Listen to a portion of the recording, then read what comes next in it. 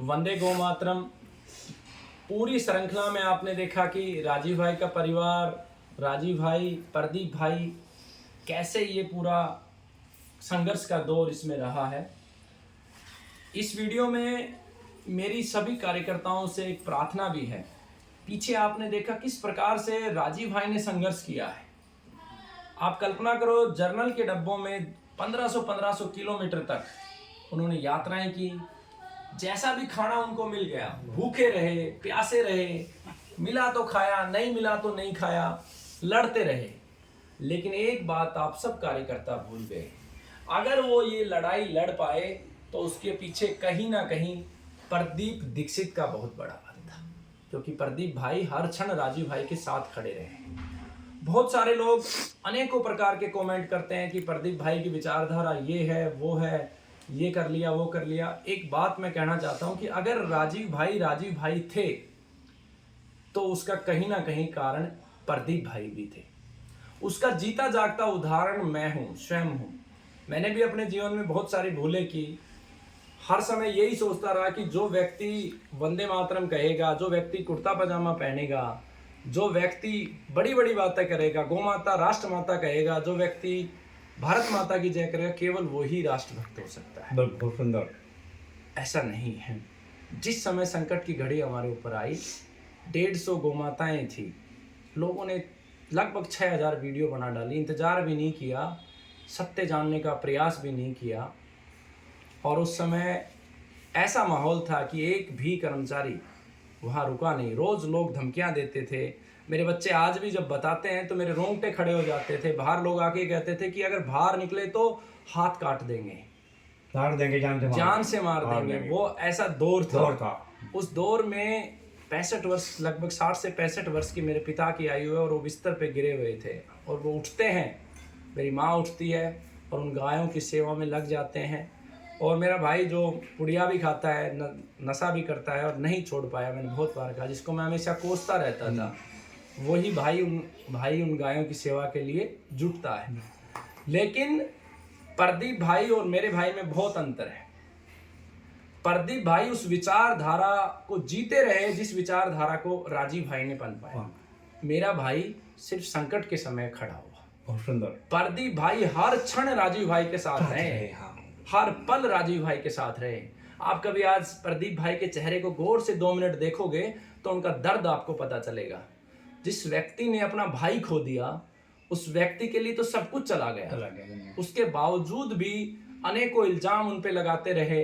प्रदीप भाई मौन होके सुनते रहे। कभी किसी ने बोला उनकी जो है लाश का सौदा कर लिया, 4 करोड़ रुपए खा लिए। और अभी एक प्रकरण हुआ, उस प्रकरण का विषय में मेरी प्रदीप भाई से बात हुई तो प्रदीप भाई ने बहुत स्पष्ट कहा कि मेरा कार्य है राष्ट्र की सेवा करना, मैं इस कार्य में निरंतर करता रहूंगा। बहुत सारे लोगों ने उनके जेल जाने पे भी कमेंट किए थे। मैं उनको बताना चाहता हूं कि प्रदीप भाई ने राजीव भाई के कार्य को पूरा करने के लिए, एक स्वदेशी मॉडल को खड़ा करने के लिए जयपुर के अंदर एक फैक्ट्री लगाई थी। आप सभी राष्ट्रभक्त निर्णय करें कि सही क्या है और गलत क्या है। अगर प्रदीप भाई ने कोई सौदा किया होता, किसी से पैसे लिए होते, तो उन्हें किसी से कर्जा लेने की आवश्यकता ही नहीं होती। प्रदीप भाई ने राजीव भाई के सपने को पूरा करने के लिए कुछ इन्वेस्टरों से पैसा लिया।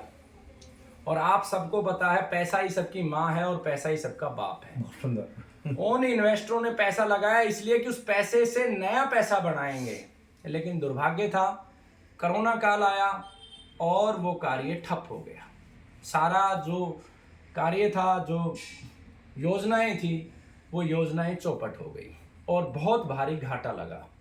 और जब घाटा लगा तो जितने भी इन्वेस्टर हैं वो कोई राष्ट्रीय भावना से नहीं आए थे, वो पैसे की भाव से आए थे। और उन इन्वेस्टरों ने प्रदीप भाई के ऊपर केस फाइल कर दिया।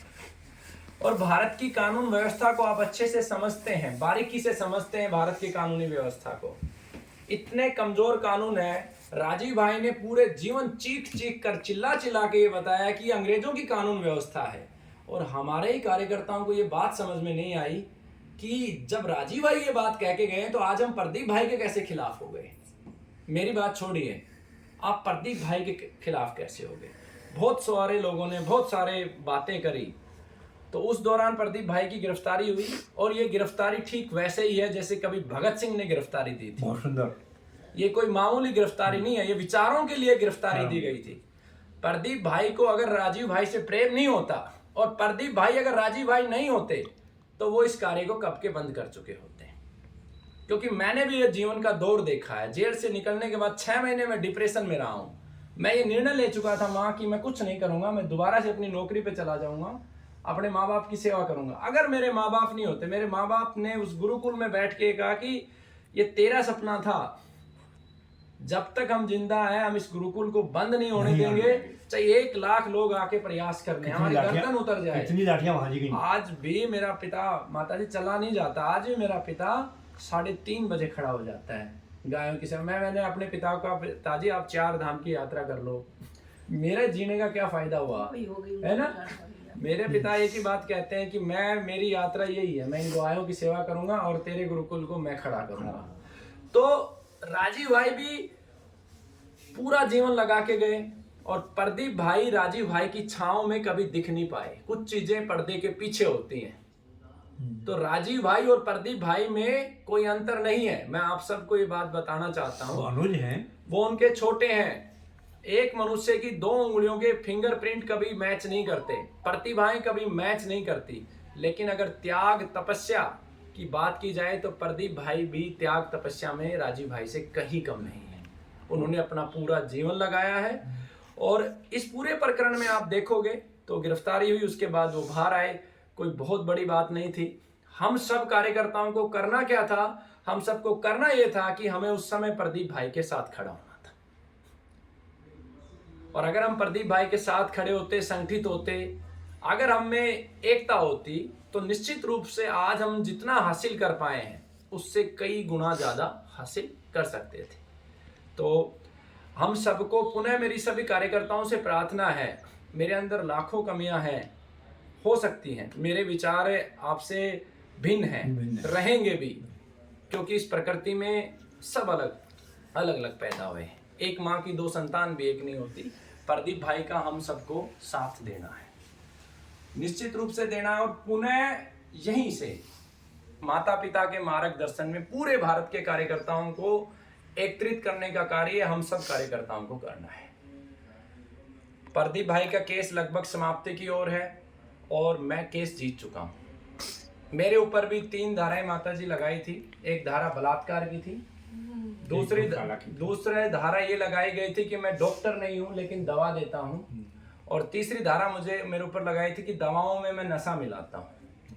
और बहुत आसानी से गौमाता की कृपा से बलात्कार की धारा मेडिकल रिपोर्ट के आधार पर, साथ में मैं नौकरी करता हूँ होंडा मोटरसाइकिल में। अच्छा। उस रात्रि में मैं, जिस रात्रि में 9 बजे नशा देने की बात हुई, 9 बजे के आसपास, 9:30 बजे तक मैं गुरुकुल से 150 किलोमीटर की दूरी पे कंपनी में बैठा था। मेरे फिंगरप्रिंट्स थे, मैं टैक्सेशन मैनेजर था, तो मुझे कार भी मिलती है। सेक्टर 105 में कंपनी ने मुझे छोड़ा, उसकी टोल टैक्स की पर्ची, और मात्र 2 महीने 3 दिन में जमानत पे आया और उस केस को जीत गया। दूसरी धारा मेरे ऊपर जो लगाई गई थी, वो धारा माताजी लगाई गई थी कि मैं डॉक्टर नहीं हूं। केस की कानूनी प्रक्रिया के दौरान मैंने जितने भी अधिकारी थे उनके सामने एक ही बात रखी थी कि 500 से अधिक कैंसर रोगी, ये इनकी रिपोर्टें हैं, ये सारा के सारा डाटा है। अगर देश के किसी भी हॉस्पिटल ने ठीक किया हो, भारत का सबसे बड़ा हॉस्पिटल है एम्स, उसने ठीक किया हो तो मुझे फांसी दे दो। NIA, national institute of Ayurveda Jaipur है, 25 साल से वो हॉस्पिटल है, मैं मात्र 3 साल से चिकित्सा कर रहा हूँ, उसने ठीक किया हो तो मेरे शरीर के इतने टुकड़े कर दो मेरी माँ भी ना पहचान पाए। बहुत सुंदर। और 15 ऐसे रोगियों को मैंने प्रस्तुत किया जिनको डॉक्टरों ने जवाब दे दिया था। और उसके बाद उस धारा में भी, कानून प्रक्रिया में ये पाया गया कि हमारा संविधान ये अधिकार देता है कि समाज कल्याण के लिए आप कुछ भी करें। और हमारी पद्धति नहीं थी, हमने ये आर्गुमेंट में पेश किया कि हमारी पद्धति आयुर्वेद नहीं है, हमारी पद्धति आयुर्वेद की संतान है, जीवन चिकित्सा, लाइफपैथी। और उस केस को हम जीते। जिस समय जेल में गए थे उस समय माताजी का भी बहुत बार फोन आया, मेरी पत्नी मुझे अक्सर बताती थी। एक ही संकल्प के साथ में गया था कि मैं राजीव भाई का शिष्य हूँ। इससे पहले माताजी बहुत बार मेरे हॉस्पिटलों से झगड़े रहे, उन लोगों ने मुझे पार्टनर बनाने की कोशिश की, चौथा पार्टनर बनाने की कोशिश की, आज भी मेरे से फॉर्मूले के लिए बात करते हैं, बहुत सारी चीज़ों की बात की। मैंने स्पष्ट रूप से कहा, आज भी कहता हूँ राजीव भाई के माता के चरणों में हाथ रख के, ना हम कभी बिके हैं, ना हम कभी बिकेंगे, ना हम कभी डरे हैं और ना कभी हम डरेंगे। पहले आपने हमें खरीदना चाहा, नहीं खरीद पाए, क्योंकि मेरी नानी ने मुझे बचपन से एक बात बताई थी कि जिसके अंदर प्राण होता है वो अनमोल होता है, और जो प्राणहीन होता है वो मूल्यवान होता है। अगर तुम लाख रुपए में बिक गए तो तुम बेटा मोटरसाइकिल बन गए, 5 लाख में बिक गए तो कार बन गए, और तुम जब तक नहीं बिकोगे तब तक तुम मूल्यवान नहीं, अनमोल रहोगे। तो हमें कोई खरीद नहीं सकता। हमारे अंदर मेरी नानी के, मेरी माँ के दिए हुए संस्कार हैं। अब आपने फंसाने का प्रयास किया, नहीं फंसा पाए। अब आप मिटाने का प्रयास करो, नहीं मिटा पाओगे। राजीव भाई को नहीं मिटा पाए, करोड़ों कार्यकर्ता काम कर रहे हैं और आगे भी करते रहेंगे। आपने मेरे ऊपर बिना डिग्री का आरोप लगाया था। माताजी, हरिद्वार में हमने जीवन चिकित्सा का रजिस्ट्रेशन ले लिया है। आने वाले 10 वर्षों में इतने क्लिनिकल ट्रायल हम सरकार के पास भेज देंगे कि सरकार को बाध्य होना पड़ेगा इस चिकित्सा पद्धति को मान्यता देने। बहुत सुंदर। और माताजी के चरणों में सौगंध खाके ये कहता हूं, केवल 1 रुपए, 11 रुपए, 21 रुपए, 501 रुपए, अधिकतम 5151 रुपए में PhD तक की हम पढ़ाई करवाएंगे। और जिसके पास वो भी नहीं है, निःशुल्क भी हम पढ़ाएंगे। बहुत सुंदर। भोजन है तो भोजन भी हम देंगे। तो पुनः मेरी प्रार्थना है, अब पूरे भारत में फिर से सम्मेलन शुरू होंगे प्रदीप भाई के नेतृत्व में। 23 मार्च को धर्मशाला में अगला सम्मेलन होगा। भगत सिंह, सुखदेव और राजगुरु की स्मृति में ये सम्मेलन होगा, और हिमाचल प्रदेश के पूरे कार्यकर्ता वहां पे होंगे। और मैंने पहले भी एक बात बोली थी, प्रामाणिकता ही हर चीज का समाधान है। इस बार इस प्रतियोगिता में कैंसर, शुगर और हार्ट ब्लॉकेज तीनों को शामिल किया है। और ये भी हमने किया है कि पहले जो इनाम ले चुके, यानी गुरुकुल प्रथमाच का, वो पुरस्कार नहीं लेंगे, नए लोग इसमें शामिल होंगे। तो आप इस कार्यक्रम में भी आइएगा, और पुनः छोटा छोटा ही सही, लेकिन प्रदीप भाई का और इस परिवार का सहयोग करना है। क्योंकि राजीव भाई अगर थे तो प्रदीप भाई की वजह से हमेशा हमेशा देते रहेंगे। और हर बार हमें किसी भी रूप में, जैसे आज वाघभट्ट आयुर्वेदा के नाम से एक हमारा उत्पाद है, ये उत्पादों को आगे बढ़ाना है। अर्थतंत्र अगर हमारे पास नहीं हुआ तो हम कैसे संगठित हो पाएंगे। आप कभी यहाँ वर्धा आके देखिए, यहाँ की व्यवस्थाएं देखिए। जब हम राजीव भाई के विचारों की बात करते हैं, अर्थ के बगैर सारी चीजें संभव नहीं है। तो आर्थिक रूप से भी हमें प्रदीप भाई को मजबूत बनाना है, ताकि अगली बार प्रदीप भाई को किसी इन्वेस्टर के सामने झोली ना फैलानी पड़े। हमारा कार्यकर्ता होने का फायदा ही क्या हुआ कि जब प्रदीप भाई राजीव भाई के सपने के लिए कार्य कर रहे हैं और उससे इन्वेस्टरों से पैसा लेना पड़ रहा है। तो आर्थिक रूप से भी हमें सहयोग करना है और वैचारिक रूप से भी हमें सहयोग करना है और प्रदीप भाई के साथ खड़े हो जाना है। ये मेरी सब कार्यकर्ताओं से प्रार्थना है।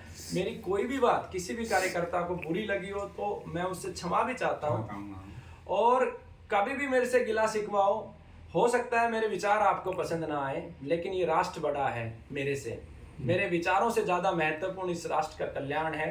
राजीव भाई के सपने हैं, वंदे गोमाता। राष्ट्र निर्माण से व्यक्ति निर्माण तक भाई का सपना था ये।